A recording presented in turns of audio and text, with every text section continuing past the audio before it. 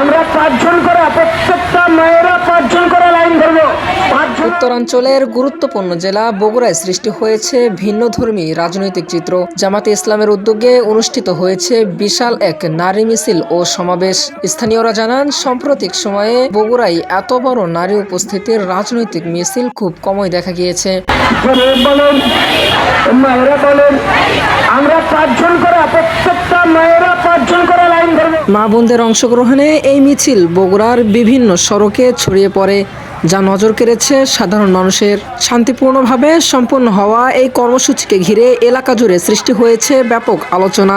মিছিল শেষে বক্তব্য রাখেন জামাতে ইসলামীর স্থানীয় নেতৃবৃন্দরা।